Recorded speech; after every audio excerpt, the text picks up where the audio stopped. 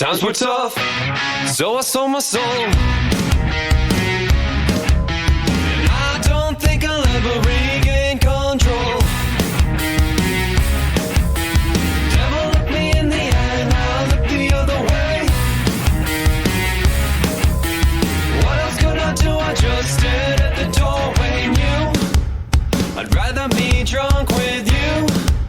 I'd rather be drunk. Hey Internet, and welcome to the 200 subscriber special episode 2. And we are here in orbit of the Mun with space truck number 6, and we are going to be rendezvousing with space truck 15, I think it is. However, whatever space truck it is, it's the one that is going to start landing the parts of the rover train on the surface.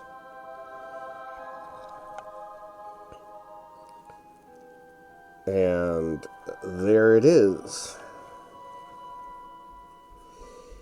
So we are using the other rover train specifically because it is designed as a pusher, while the other while the other space trucks are designed as pullers. Let's call that a rover train. The space truck. This space truck will be landing the parts of the rover train because it is designed as a pusher while the other ones are designed as a puller. Which means it has the small docking port on the back, which is what the rover train locomotives and cars, or trucks if you're in England. Anyway, they have the small, or not the small, but the regular size docking port on the top. And I'm catching up to it because this is the locomotive unit, and it was kind of drifting away after I detached it. There we go. Now, I don't know why everything is so dark. I think it has to do with one of the visual mods I have installed. I think it is... Sometimes the ambient light level goes to 0 and everything's dark like it is now. But then sometimes it's not, and I can see what I'm doing when it's dark.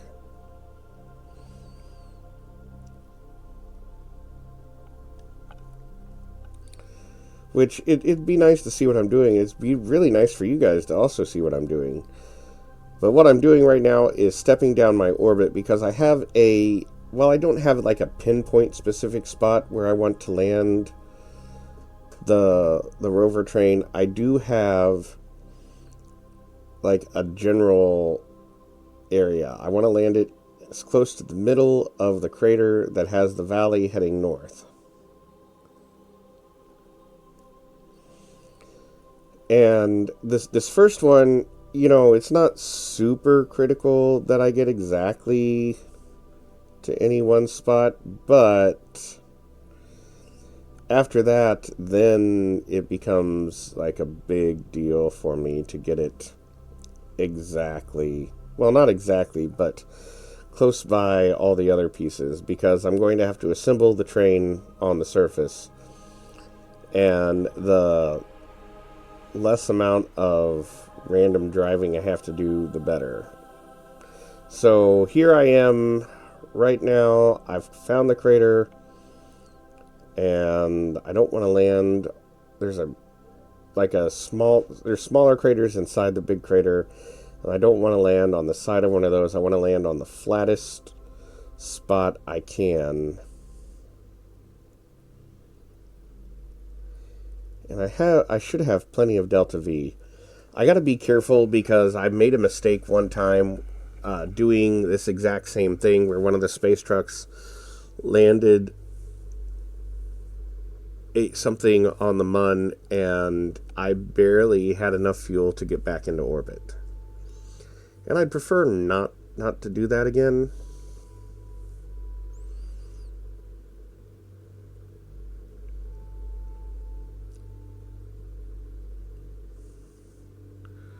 I slowed down too much there.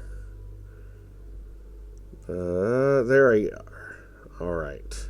Hopefully I didn't blow it over. And now just to... I should have plenty of delta V.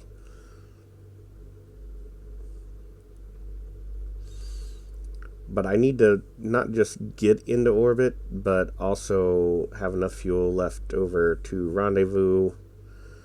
And I'm going to have to go to Columbia Station in orbit of the Mun and refuel, because I'm not going to have enough fuel to do multiple landing missions at this time. Alright. And I want to put the brakes on the locomotive and make sure I didn't... Ooh, got a control from there. Alright, it's all good. Obviously, controlling it remotely right now because there are no Kerbals on board yet. Alright.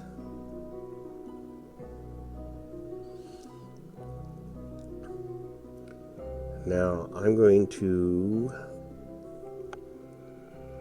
I know where it is, but I need to rendezvous with it.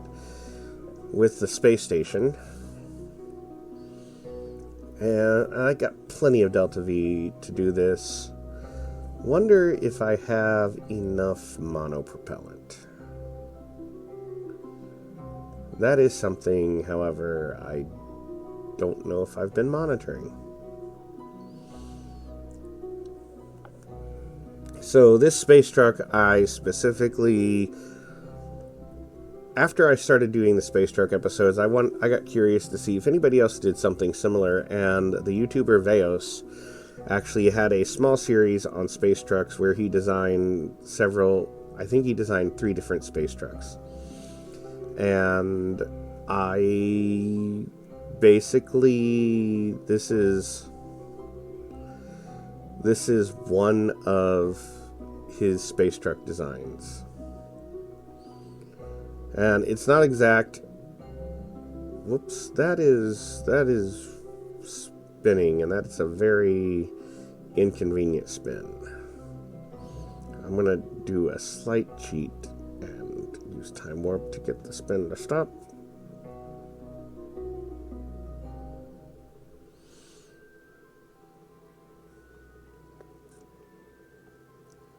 Alright, I'm going to go ahead and capture this, and then I'm going to head to the space station and refuel there before landing on the surface. That just seems like the better, more efficient way, since I have plenty of Delta V.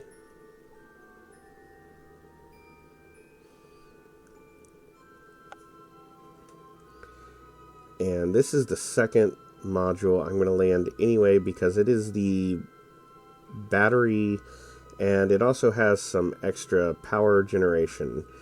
And now I open the little monitor at the top so I can monitor my monopropellant,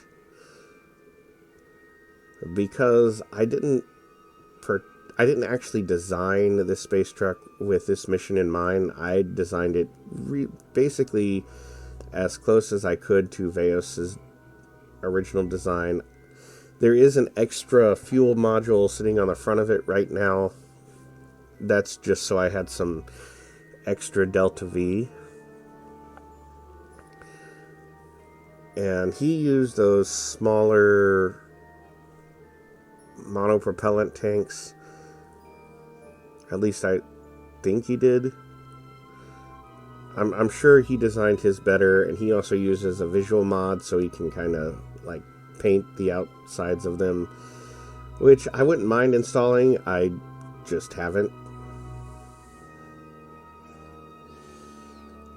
But that being said, it does not have as much monopropellant as I prefer.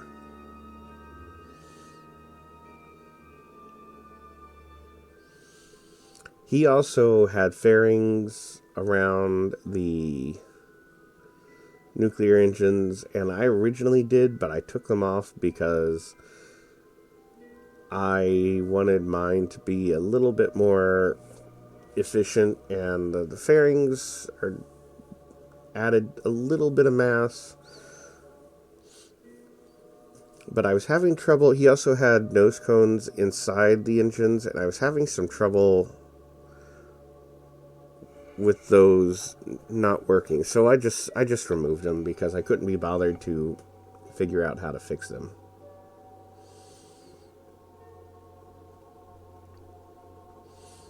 But I have found the space station, and it's about this time that I realized that I don't think I have any fuel on the space station, so I'm going to have to do some mining missions first. And that is something I think I would rather do in the reusable space program. So this week's reusable space program will probably have a fair amount of mining missions happening.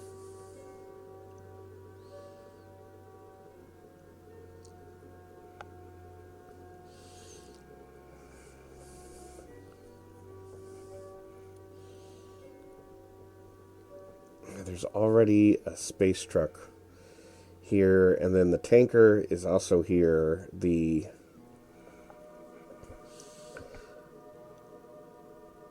space SUV is here, which I think I'm going to dock to the back of that. I am embarrassed to say that it looks like this space truck may not be lined up the way I'd like it to be. I didn't realize when I went in the dock that I was actually hitting the engines on the SUV, and that's why I couldn't dock. So just turn sideways, and now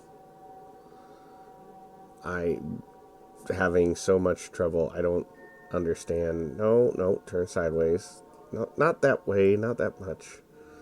Alright. Let's just back up and try again.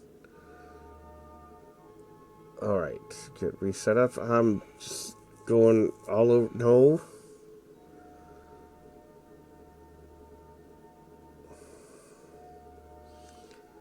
I don't quite understand why I'm having so much trouble. What I don't realize is the space station is also kind of spinning, which is causing me to lose my alignment.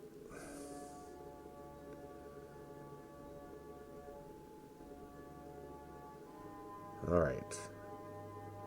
I just gotta match the spin, get my alignment back up, and get close enough. Oh, no. Over.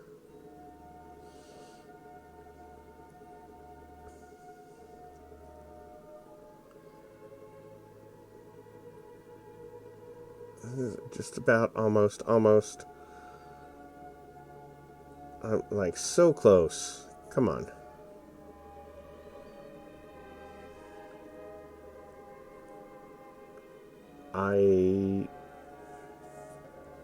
There we go. Yeah, and I'm just confirming that I do not have any fuel on the space station.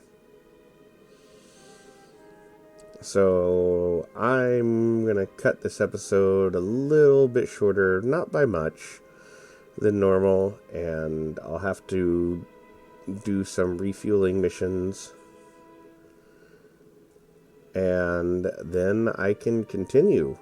But hey, thanks for watching, and if you haven't done so, like and subscribe this video. It really helps. Also, leave me some comments. I love getting comments. Tell me how crazy I am, how stupid this is, or, also you could tell me something encouraging. Otherwise, I'll see you next time. Thanks for watching.